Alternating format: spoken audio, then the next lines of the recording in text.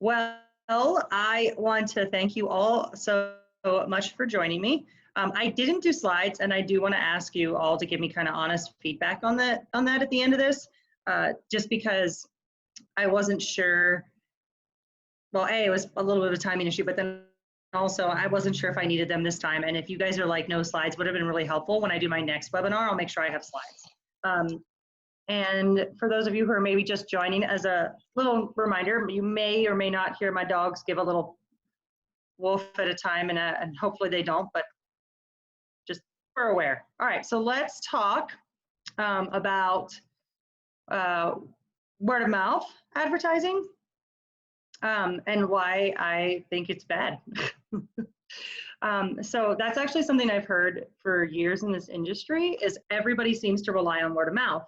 And when I ask them, you know, how that's going for them, they always seem to feel like it's doing really well. They have really good word of mouth advertising. Of course, now in this the day and age that we live in now, word of mouth can be a little double-edged, meaning that with as quick as social media is, it just takes one person to like badmouth your business, and if they do it in the right group, in the right type of a forum, that can explode quickly.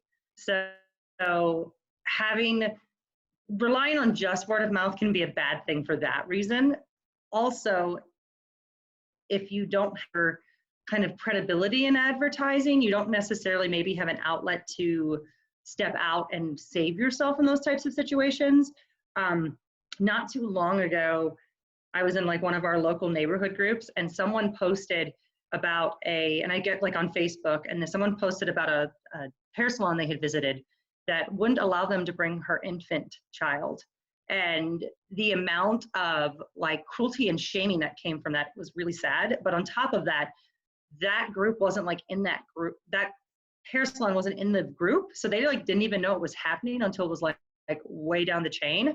So they couldn't necessarily like comment back and give a, you know, like their feedback, like this is why we do it, or this is why what our policy is. So one lesson to learn from that is like word of mouth can be a good thing, but you also want to make sure that anywhere that people might be talking about you could be bad if you don't have access to it. So make sure that you're involved in those like Facebook groups online, like mom groups and stuff. I'm in just about every mom group that I can be in my local area. And I give a lot of valuable feedback to moms in those groups. And I don't advertise unless it's within their boundaries of advertising. And that's kind of like how I build up my street cred. So hopefully if someone someday does say something negative about me, people know who I am, and that will help will go in my favor, hopefully. So the general consensus I get is that a lot of gym owners don't really advertise. If you want to drop a chat here, let me know if you are spending advertising money. And then people who are spending advertising money, a lot of them aren't doing it with intent. And so they're not like saying, this is how we're going to advertise this program and this, and you know, they don't have like a yearly plan. And you really need like a roadmap to advertise. So let's talk about what referral marketing is. Referral marketing really is the word of mouth marketing that we were talking about. And there is a book that, maybe I need to, sorry guys. Oh, there we go. I'm going to share my screen for just a second here. But so there's a lot of controversy about referral marketing and how well it works. And there's a book that if you all think that word of mouth advertising is the way to go, which hopefully that's not why you're here, go ahead and read this book right here, The Referral Engine, Teaching Your Business to Market Itself. And this book focuses a lot on the idea of getting your customers to like cheer you on and like refer you, which is a strategy that you can use. And I'm not saying you shouldn't use it at all. I'm just saying I'm just saying that it shouldn't be your only strategy. So let me turn that off. Oh goodness, guys. I am, for some reason, really struggling with how to make my screen big once I make it small. Well, if I don't turn it off, that's okay. You guys can just see my notes. Okay, so if you have 500 clients, so on average, one client refers you to 2 people. That's like the statistics that you can find on the internet through a Google search. And if you have 400 clients, that means that they might refer you to 800 people. Out of those 800 people, only one in 50 out of 50 of those referrals typically turn into a sale. So this is like a statistic that you can find. This means that you can only expect to get from your 400 customers, 16 new customers.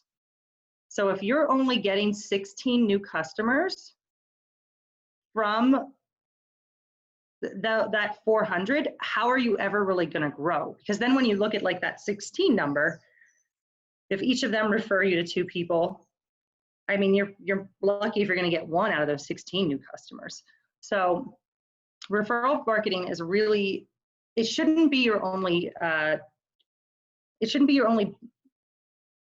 sorry guys, shouldn't be the only egg in your basket. You should be using lots of different types of eggs, and you should be really trying to find, you should be trying to get in as many outlets as you can. So the next thing that I see happening then is when I talk about like marketing with intent, I often see gym owners and people like that, they will market like one place once for like 1 month or 2 weeks or whatever it is. They do it one time and they spend like $400 on it, $700, whatever the number is, they spend that on it, and then they feel like it didn't work. Well, hey Annie, why am I not able to pop back out and get my chat back up here? I apologize, guys, that I literally use Zoom all the time and I've never had this screen. Oh, here it is. Ha, there we go. Sorry about that, guys. Okay, so, and I see Kelly mentioned internal marketing first. Yes, internal marketing is good too. And that is a whole other topic. All right, so with that being said, if you spend that $400 on that one ad, I've seen a lot of times where owners and stuff are like looking to see out of that $400, they immediately need to see, 4, 5, 6 new clients out of that. That technique or that mindset doesn't work. It's just not how marketing necessarily works. Of course, there are times that you're going to go out there and you're going to have a big return. That can happen, but those are like unicorn marketing strategies. And I'm sure you've all heard of, has everybody heard of a unicorn business? Unicorn businesses are like the ones, like Uber is considered a unicorn business. Like they invented this idea, a lot of money really fast. Those are unicorns, they don't happen often. Zebra businesses are the businesses that they make money gradually increasing over time, and they still make a lot of money, but it's just slower and over time.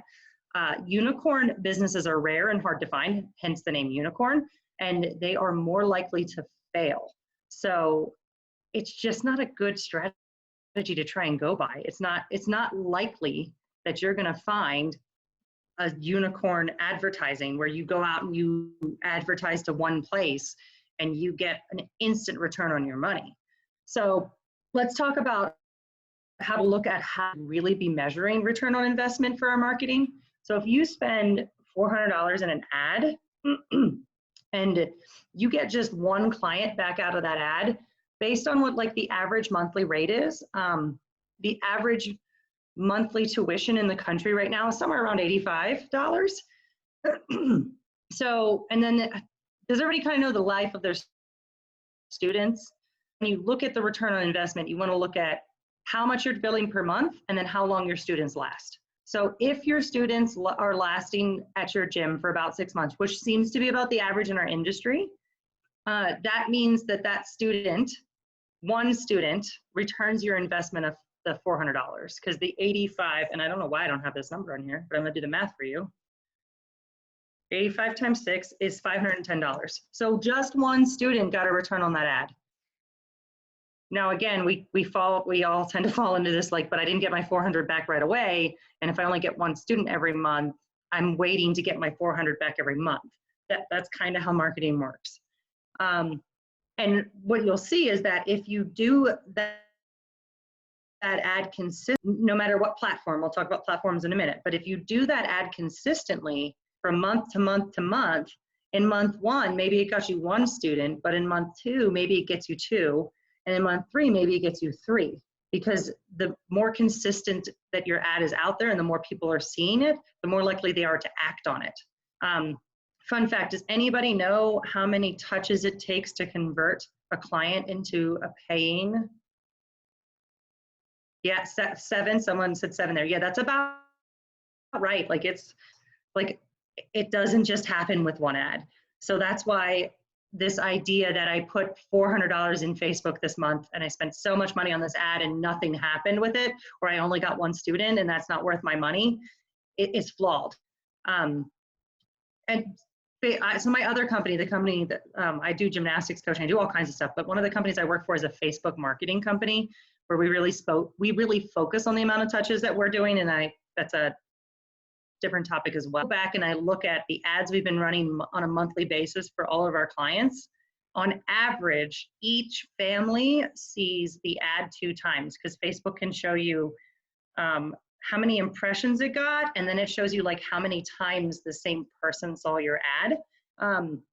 So on average, in 1 month, depending on how much budget you're spending, in your ad like twice. And someone just said, you know, you need at least 7 touches. So that, I mean, you're not even close in getting that out in 1 month. And maybe that's a little disappointing to some people, but this advertising is a long game. It's not a short game. So now that you kind of know like what your return on investment looks like, off point, so that you know how many students you need to get for an advertising budget of, you know, $400. Or you can say, let's say you're spending $1,500 a month on advertising. So if you're spending $1,500 each month to make up your money for your lifetime of your students at the $85, you're looking at least 17. I did that math wrong. This is definitely not 17. Sorry, guys. 85 times 6. There we go. 510. That's what I need to do. So if you're spending $1,500, you need at least 3 students for each. For $1,500, you need to get at least 3 students on your back. And of course, there is some variance there. Not every kid stays 6 months, but some kids stay longer than 6 months. So that's something to, from here on forwards, I want you all to say, return on investment is not a 1 month thing. I want you all to go back and I want you to find the lifetimes of your students. You can do that in Ad Class, Jackrabbit, and Studio Direct. And once you know the lifetime of your student, then you know how much 1 student is worth to you. Then you can start making more educated decisions on how many students you need for a certain dollar amount you've invested per month. So the next part, now that we understand what that is, we have to kind of talk a little bit about what a roadmap looks like. So when I'm talking about a marketing roadmap, that's where you sit down and you say, how are we going to market for the entire year? And I see this getting missed with a lot of companies as well. They don't really necessarily sit down and market for the entire year. They're like fire marketing, you know, like what I say, I'm always putting out fires for some things that I do, them to do. I like to have an idea in mind or a goal in mind and be marketing to that goal, or like have something like set aside where if I'm like, oh, all of a sudden my preschool program numbers are really down. I have all this preschool marketing and I just have to roll it out, as opposed to preschool numbers are down. What do? We need to fill it now. We just closed 3 classes. So you definitely want to sit down. I suggest doing it at the beginning of every year and get a roadmap together of how you want to market all of your programs. And when you start building out that roadmap, it's going to help you build in consistency. And when you build in that consistency, the more people will see your ads more consistently, and then you're more likely to get more enrollments. So another thing to think about with that roadmap is it's never going to pay you to only try something for a month and then decide it doesn't work. So when you're building that roadmap, make sure that every type of marketing you put into it. I'm going to do this magazine for 3 months this year. And to be honest, I don't think that's going to work, but at least you have some sort of consistent plan with it. Whereas instead of waiting for somebody to contact you and saying, oh, they have a really good deal next month, I'll just put an ad in that month. Like truthfully, if you want big gains, you have to market consistently for a year. You have a roadmap for a year. At the end of that year, you're going to see a lot of growth. So in 2010, I moved to Colorado. When I did that, I took over a gym that was, so they had 2 locations, and I took over a smaller location. And at the time, the smaller location only had 75 enrollments. And the owner at the time, he really wanted me to build that gym up. And his plan was through team, and that wasn't going to work. Mainly because with 20 of which were actually already on a pre-team he had created when I got there, I didn't have any kids to pull to team. And so I had sat down with them and I said, listen, we don't have any kids to pull to team. We have to market. And he was really, really hesitant at first. And he's like, I've tried marketing and it doesn't work. And I was like, well, I've tried marketing and it does work. So can we try? And he said yes. And then we came up with a budget. And sometimes budget in that first year was $16K. So which really isn't a very big, but I'm also still shocked he gave me that much. And I got in the local is kind of dead. And I don't disagree with that.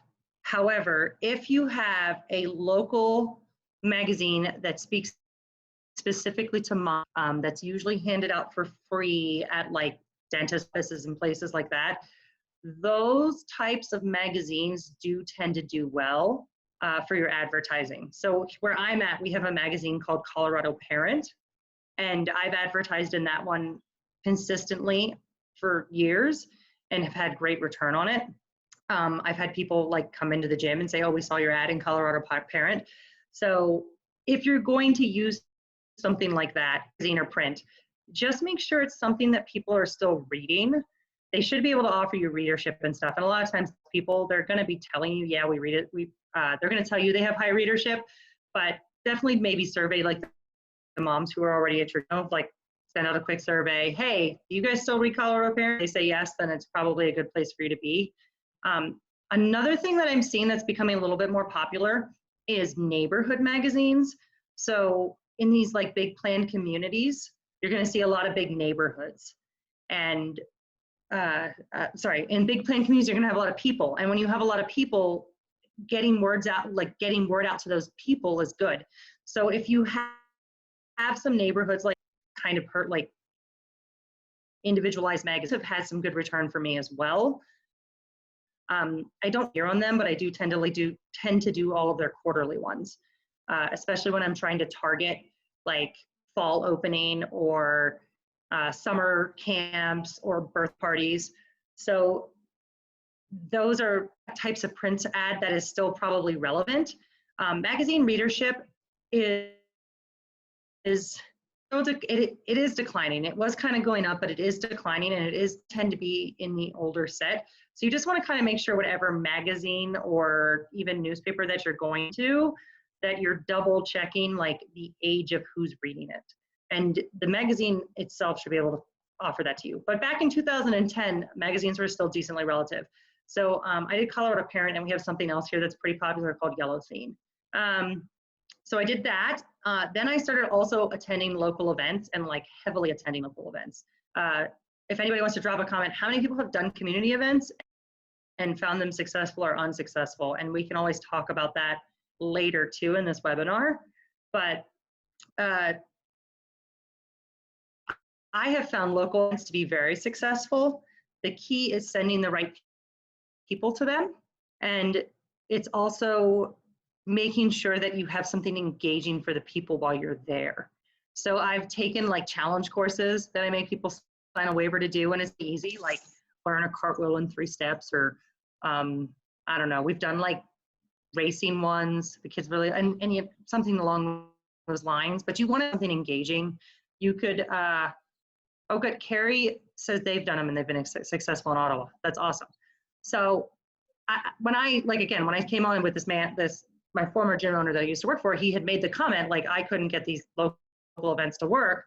I had huge success with local. If you're going to do local events, that's what we're going to call lead source marketing. So you're looking for leads there, and you want to be collecting data with you. And you want to make sure that you're getting like names and numbers. And the way I do that is I always offer them to sign up for to win something. And local events, very, very few places. Local events is one of the very, very few places that I will give away birthday parties. I don't usually give birthday parties away. Programs are usually, my birthday party program's usually so stacked out I don't need to, but people know that. So like at my local events, and they see my birthday parties being given away, they're all willing to give me their information. So that's where I'm collecting lead sources from. I did postcard mailers too, some.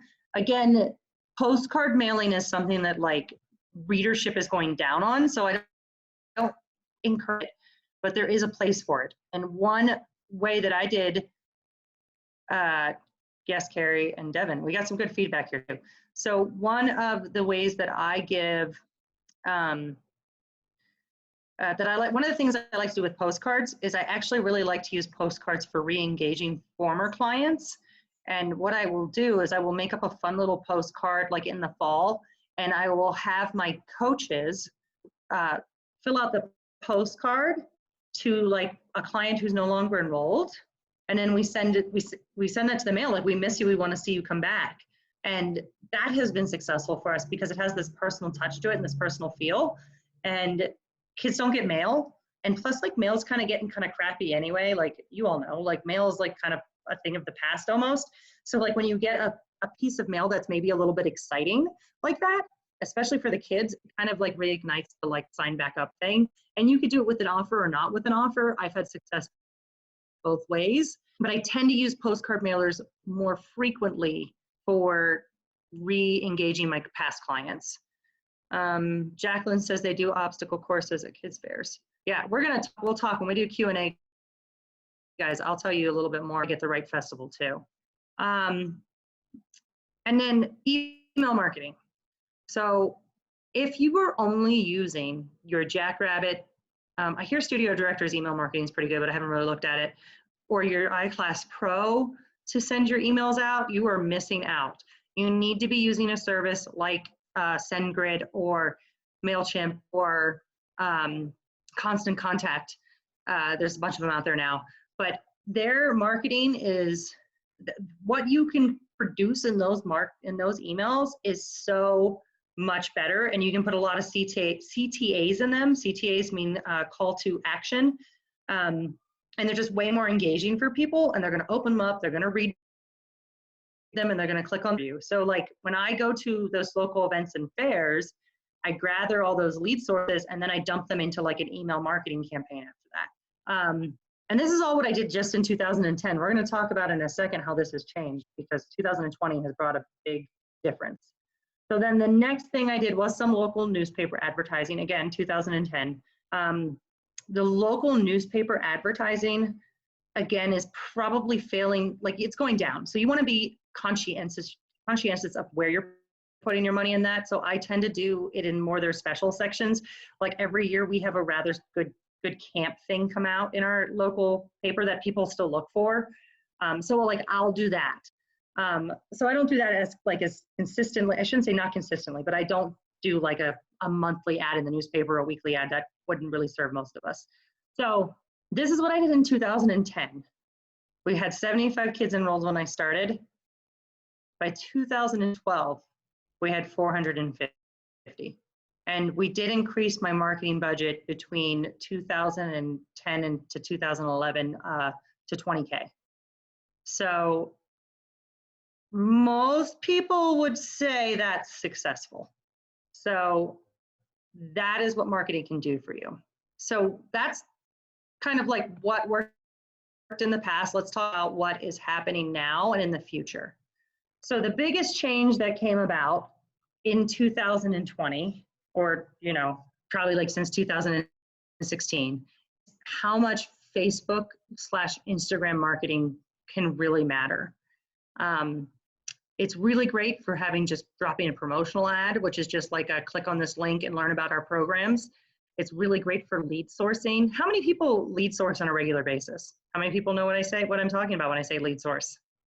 So lead source is like finding those cold clients who maybe have never heard about you, who would be interested in coming to your program. It's really common. The company I work for, that's specifically what we do is lead sourcing, and we do it through Facebook. And they are what we call cold leads, which means they do take a little more time to develop, which is what I was talking about earlier, is that 7-touch thing. So a warm lead is someone who they were like to do gymnastics. I think she'll be really good at that, or he'll be really good at gymnastics. And so then they go into the Google and they go, oh, gymnastics in my area, and your name pops up. And that's hopefully because you have good SEO. SEO is search engine optimization, and we can talk about that in a second too. But a cold lead is someone who has never heard of your business. They never even consider gymnastics as a thing for their child, and they see your ad somewhere, sparks their interest. Most commonly, when you're working with internet marketing companies, they're going to source you something like a free trial. You could still do a paid trial too for those. And you can do this yourself as well. You could set up lead sourcing by yourself on Facebook. You're probably, wanting to target, depending on the size of your program, anywhere from $300 a month to $600 a month. That's usually about the market spend I see on that.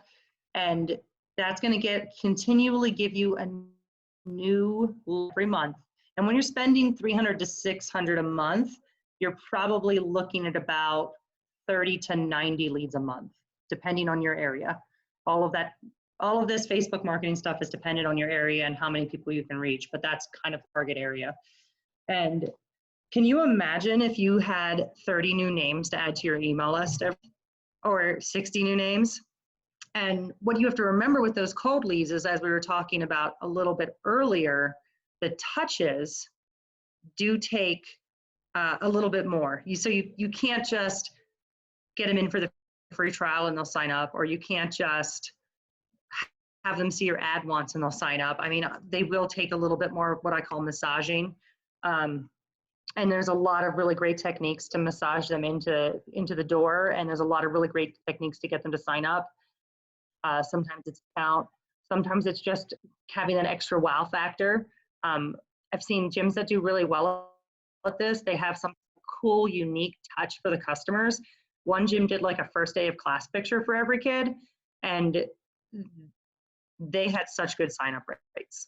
It's about that when you're doing leads, like when you're sourcing cold leads, they're not going to be like Sally, who was already looking for gymnastics, going to sign up for gymnastics because she was already looking for gymnastics.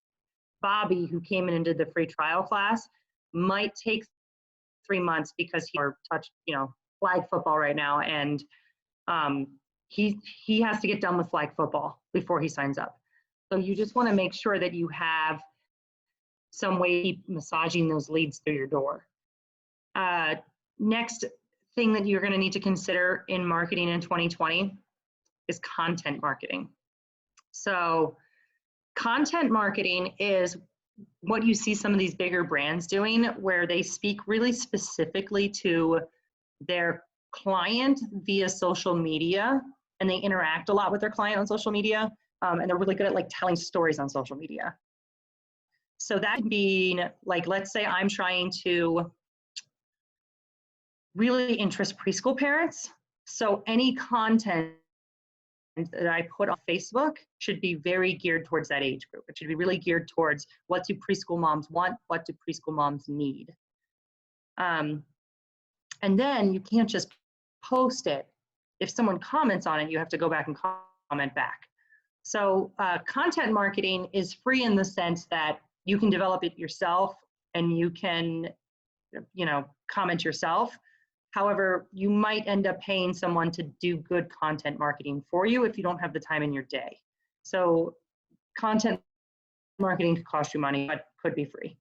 And then there's also your email marketing, which we talked about this before. So email marketing should be going not only to your current clientele, but anybody who maybe you've sourced as a lead who hasn't signed up yet.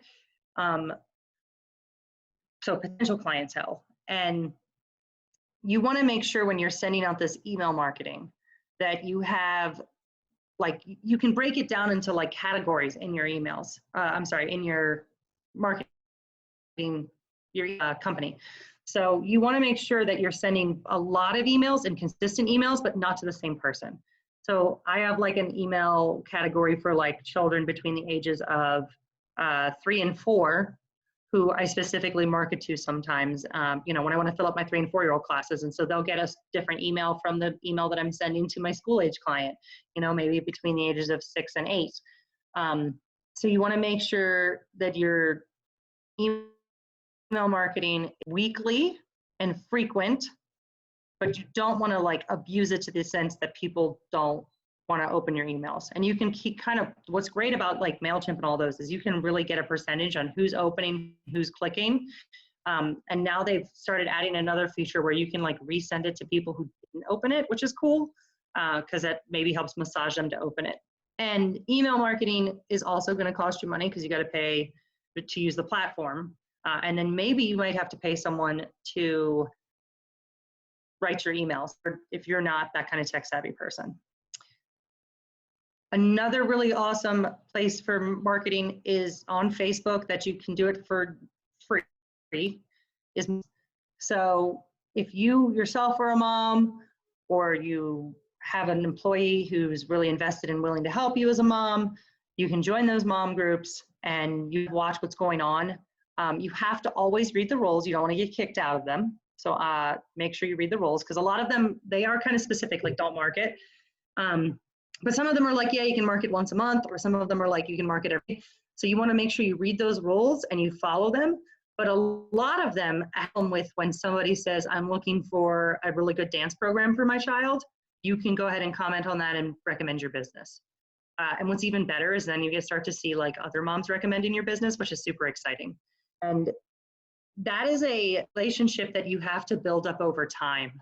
I'll give you an example of something I just did the other day. One of our, in all of the local mom groups I'm in, so everybody's really stressed about grocery shopping. And like, I know that about moms here because it's stressful, right? Like everybody who's gone to the grocery store lately, except for maybe our Canadian friends, maybe your grocery stores are not this way, but in the US, they're like kind of stressful. Like you like walk in there and I don't know, it's just a stressful experience. And I know a lot of moms have been kind of talking about that, and there's a lot of chatter about like, where can you get toilet paper? Where can you get, I've been looking for yeast for 6 months now or something like that. Not that long, but it feels that way. And one of the tips and tricks I dropped for them the other day is you can use Google Analytics to know when a grocery store is busy. So in all of the mom groups, I went and posted this post that was basically like, hey moms, I know you guys are super stressed right now and I'd love to help you with that. Did you know that you can look at Google Analytics and see when your local grocery store is busy per day? And the Google Analytics is constantly updating, so it's even reflective of like pandemic, like how things look now. And so many moms in all those groups like commented back like, thank you so much. And I like included the picture of where to find it and stuff. And there was a lot of like positive feedback and comments. And yes, that like didn't cost me any money and it took some time out of my day. And it's definitely something that you kind of have to think about. But what I'm doing is I'm building like some credibility with them. So, and most of you don't know this, but my gym is about to open, was supposed to open May 4th. But so like when my gym opens, these moms will like trust me and want to come. They'll be like, oh, that's that nice lady who comments in our group and like says really positive things. So they'll want to bring their kids to me. So that's some like free marketing that you could be doing that takes a little thought and a little bit, and again, it's consistent. It has to be consistent, but is really can work in your favor. Another great place to market right now is local online mom platforms. So in the US, we have something called Hula Frog and Macaroni Kid. And what's really cool about these companies is they're an online like resource for the community. They usually list a lot of like kid-friendly events, kid-friendly businesses, and they also list like kid-friendly activities. They just have all kinds of stuff on there. but they're all locally managed. So how Hula Frog and Macaroni Kid both work is they find a mom in the area who they want to, who wants to work for the company, and they look for a mom who already has like a pretty large network in the area. And then that mom will start managing the Hula Frog and bringing more people to the page and bringing more customers to the page and growing it out. From what I understand, they kind of, you know, pass the role along. And it is a paid position, but because it has paid advertising on it. So you can do paid advertising on there, and you can do free advertising because they usually have calendar events you can go on. Cool platform that, especially if you find a mom who, yay, Kelly says they're the most loved gym in their area for Hula Frog. That's awesome. So it's a really good platform if yours is active. So you want to kind of source it and look, because some of them aren't active. Like the Hula Frog in Boulder, super active. The Hula Frog in Westminster, not active at all. But I found the Macaroni Kid is more active. So you just want to kind of look at those, but those could be other good alternative places to advertise. Another thing to consider is a good marketing strategy is use happen consistently. So that can be a little tedious. You yourself can certainly build some sort of email campaign asking your parents to review you. You could offer for like a rewards for doing that. You could say, you know, if you review us, we'll give you like a free $20 gift card or something like that to use in our pro. You can also pay companies that do it.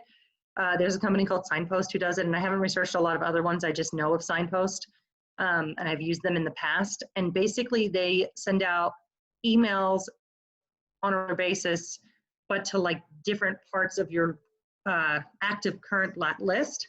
So not at the same time, you know, different people get it at different times, where they're like encouraging your clientele to leave reviews. And what's really great about Signpost is it looks really organic. So it's not like you suddenly have 15 reviews in one day, which doesn't look organic and looks a little suspicious to people. It's that you get these reviews over time, and it helps you to build up, again, your street cred. And people do use reviews. I mean, they do read reviews. They go to Facebook and places, you know, they're going to go to those moms groups and they're going to ask for recommendations, and then they get those recommendations, probably has 4 or 5 on it. And now they're going to go from that mom group over to the review page to see what people are saying in the reviews. So keep that in mind, that that's another really great process and something else they get, again, that costs money, but that it can really help up your street cred. And then with all of this, one of the other things you need to make sure you're developing is a consistent lead flow.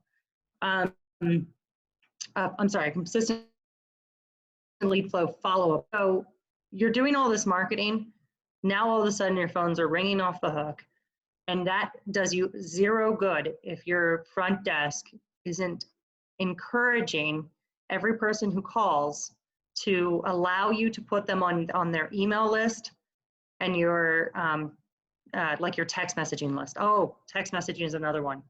It's really important to invest in text messaging platform. We'll talk about that in a second. So when someone calls, any gym that I've worked at in the last, I've gotten better in the last 3 years. If they don't sign up immediately, they do not get entered into our software, we ask them, can I add your name to our lead form, and can we reach out to you again? Am I allowed to email you? Am I allowed to text you? And as long as they say yes, obviously you put them on there, and then they get pushed immediately into some sort of email campaign and text marketing that encourages them to sign up with us. Be it like a discount, or, hey, we wanted to know if you had more questions. I mean, there's a lot of different angles you can take with that. And that goes the same with, like, if you are doing lead marketing where you're sourcing leads from Facebook and events, you need to be interacting with those people after the event or the trial has happened. You can't just like let it go just because they didn't sign up. You need to have some sort of process in place where you're consistently emailing them for at least the first 2 weeks. And then after that, they should fall into another category of like your consistent marketing, like your almost like your weekly or monthly newsletters, or, you know, whatever type of marketing you're doing that's encouraging signups for your other types of programs. Because another thing that's important to remember is that not all of your staff, I'm sorry, not all of your customers are gymnastics customers. Some of them are open gym customers, some of them are birthday, some of them are camp customers. And expecting them all to just sign up for classes is a little naive and helps you miss out on some of that extra income you could be getting in other programs, parent night out. I mean, I had lots of kids who used to attend at my old gym. We used to have a huge parent night out program. Ran it twice a month, one at one location, one at the other. Both would always fill up 45 and 65, which was about the max for our space size. And a large portion of those kids weren't even clients. They were just parent night out customers. So I'm just gonna quickly discuss texting and how this is like changing things and why you all need to invest in a texting platform. I have told both Jackrabbit and iClass Pro they need to have two-way texting. It is absolutely necessary for our clients at this point, for us, us at this point. So the Facebook marketing company I work for, we use texting to communicate with your clients who are your leads. And we used to do phone calls and texting. And we switched that process almost 2 years ago now. And as soon as we switched to only texting, we saw an increase of 60%. So 60% more signups for gyms, 60% more communication. It was just insane. And what it comes down to, and the consistent feedback we get from like the people who work for us, or I'm sorry, the people who use us, and the parents we're talking to, is that this is so easy. I can do this while I'm cooking dinner. I can do this while I'm changing the diaper. Like they don't have to be on the phone with somebody, and for busy moms, that's what's important. So definitely consider adding in that texting campaign and setting up some sort of texting platform. So I am ready to open it up for questions, and I want to make sure I do this right because I was told this will be in the Q&A portion. Ooh, there's 2 in there. Look at that.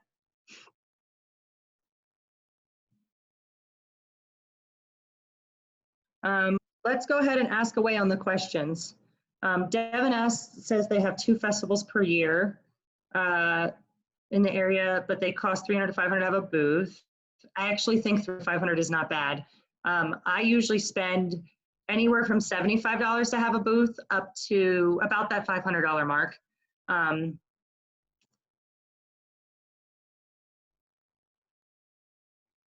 And these are only once a year. What is your opinion? So I would still do them, and I would definitely make sure that I'm collecting leads on them.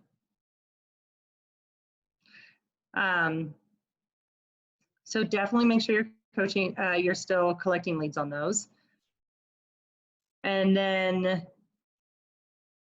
I have a question from Janice. Hi, Janice. So Janice and I used to coach there once upon a time, and she's in New Zealand now. That's so cool. So preschool marketing. When you're doing preschool marketing, you sure that you're, goes along with my retention thing I'll be doing later. So I don't think that you can just now market preschool gymnastics to preschoolers. I think you have to market your program as like an educational program. My tagline for my old preschool program was preschool concepts through gymnastics, because parents really care about what their children are learning. They want to know what they're getting out of it. And if you can convey to them that gymnastics is not just a gymnastics, it's an educational experience, they're going to be interested in not only doing it, but then staying with it long term. If that doesn't answer your question well enough, go ahead and ask me more. So my thoughts on getting into libraries. So I have another question in here.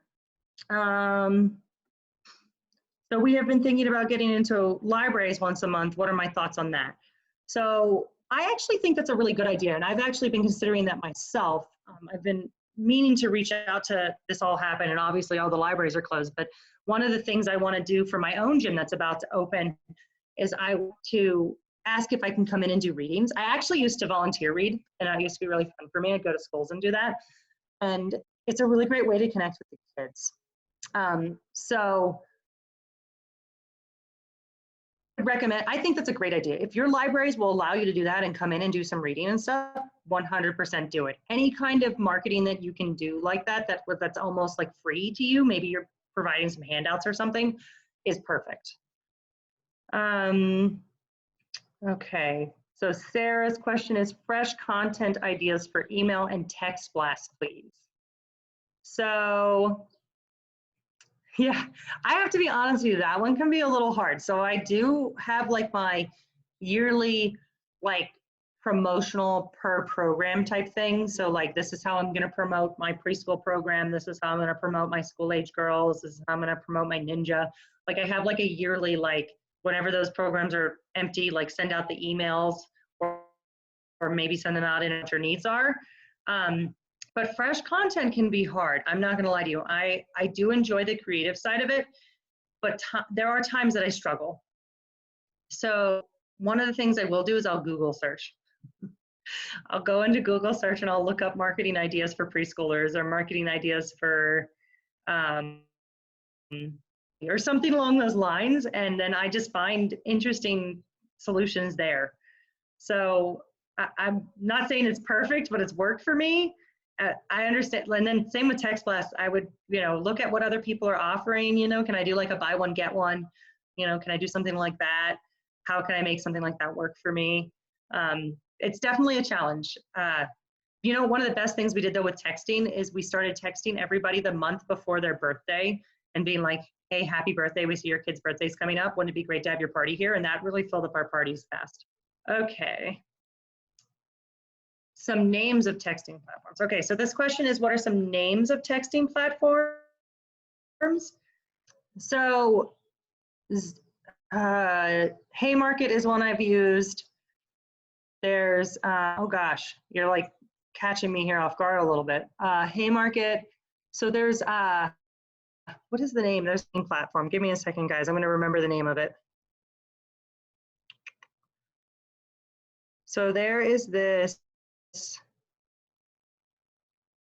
big texting platform that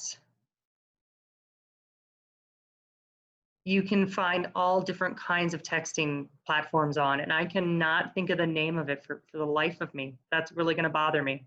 Let me pop into Google real quick, because it'll come up as soon as I.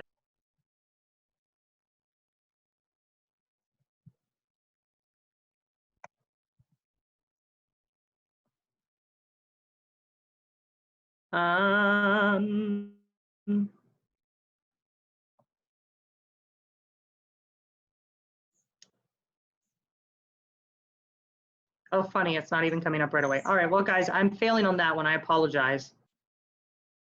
I know ZipWhip's one, because that's the one we use. I've also used Haymarket.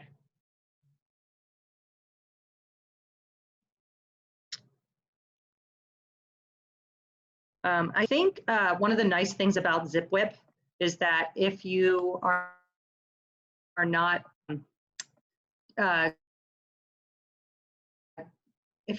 if you don't already have texting like somehow tied to your phone number, ZipWhip will keep the same phone number. So I'm apologize that I can't remember all the names, but definitely check out ZipWhip. I know those are two good ones. For a gym that has not been doing much marketing, what would you say would be the best first step? Okay, so Rachel, the best first step for marketing, I think, is coming up with a plan. Because I think if you haven't been doing any marketing and then you suddenly just are like, let's market, what you'll end up doing is what I was talking about earlier, where people are like, I'm going to put $400 in this magazine, but nothing happened with that. Now I'm going to put $100 here, but nothing happened with that. And you just kind of get discouraged. So I would say you need to write out like a marketing plan for the year that includes, number of emails, like make yourself a target goal of number of emails to send per month, find some events to attend, find some good marketing outlet, and then market with them consistently, a magazine or something along those lines, and then also do the same thing on Facebook and make it a marketing effort. What's that? Oh, yeah, okay, so Prada said there's so she's answering some of the question here too. What good one? That is a good one. And Slack, I didn't know Slack did texting. GroupMe, Crew, Remind, Marco Polo. So there's a lot of texting platforms out there. that can really help with, you know, with texting. Deanna, I don't think I understand sales. Is that sales messages? Is that like a texting platform? I'm guessing that's what Deanna's saying there. Okay, so then Aaron's asking, what about the texting platform that iClass Pro has? So the problem with iClass Pro and Jackrabbit, both of them, they're marketing right now. Their texting platform is not two-way. So you can send a text message, but they cannot reply back to you. And that is a problem because I don't use my texting campaign or my texting software just for that kind of communication with my parents. Have you ever had someone who is paying you a bill? Owes you money and you can't get them to pay their bill? I had like a family just recently. I mean, this was back in like December, but we called, we emailed, we did everything we could, never could get back to that, hear back from them. Finally, we billed them, a second time. And then he called me upset that it came out. And I was like, dude, I've called you and like emailed you. Like, I don't know what else to do. So then we picked up the texting software. And then next month when we had like some people who needed to pay us, texted them, immediate responses. They just don't answer emails or phone calls anymore. And texting is the solution to that. So iClass Pro doesn't offer you that solution though, because it's only one way and it costs more money than it should because they charge you for messages. And then I see Deanna has an answer. How much marketing do you recommend and with what content while we are forced to be closed? So right now, I think you need to be 100% having some sort of marketing on Facebook, some sort of promotional campaign. It doesn't need to cost a lot of money. It does need to speak to the current circumstances we're in. And the current circumstances that we're in, you need to be speaking about, we know COVID is happening. We love you all. We miss you all. We can't wait to meet anybody who's new. We're going to be here for you. So you want to have some sort of message along those lines. Oh, my questions went away. Oh no. Oh, one was dismissed. Oh, that was me. I dismissed it. Sorry. Yeah, that's okay. I was like, where did it go? So I would say 100% you need to be on Facebook. I have some consulting clients I work with too. And right now we're doing like 150 a month. It's getting a decent amount of view time. Everybody's on their phone right now. Everybody's on social media. They're bored. They have nothing else to do. So it's getting a lot of views. So that's good. And we're just pushing them back to the website. And we're getting some emails out of it and stuff like that. So it's more just awareness campaigns right now. I actually probably wouldn't dump a lot of money into any kind of advertising at the moment, except for Facebook.